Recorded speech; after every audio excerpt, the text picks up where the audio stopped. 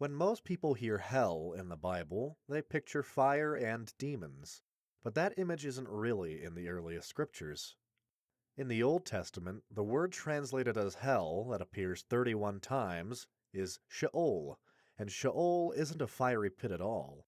It just means the grave or the underworld. It was where everyone went when they died, good or bad. It's described as shadowy, dry, and dark, not a place of torture. Think of it more as a gloomy waiting room for the dead. But things changed after Alexander the Great conquered the region. His empire brought foreign rule, oppression, and a clash between Jews who embraced Greek culture and those who resisted it. That pressure made people start asking, if God is just, how can the wicked prosper while the faithful suffer?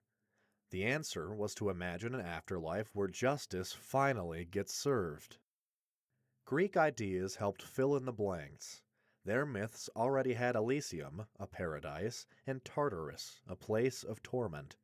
Jewish writers borrowed and reworked those concepts. That's where books like First Enoch come in. Enoch describes rebellious angels being chained in darkness or thrown into burning pits.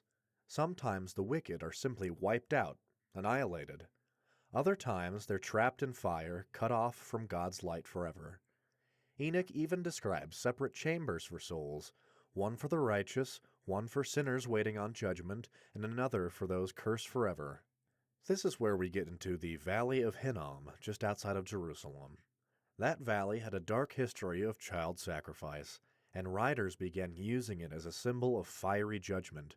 In Hebrew, it was called Gehinnom, which became Gehenna in Greek. By Jesus' time, Gehenna was a word picture for God's judgment, where the fire isn't quenched and the worm doesn't die.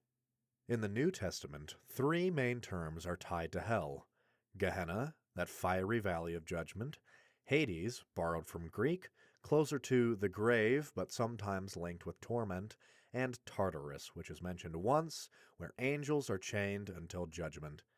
But even in the New Testament, there's no single view.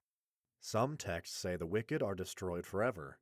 Others imagine temporary punishment before restoration, and others describe eternal conscious torment.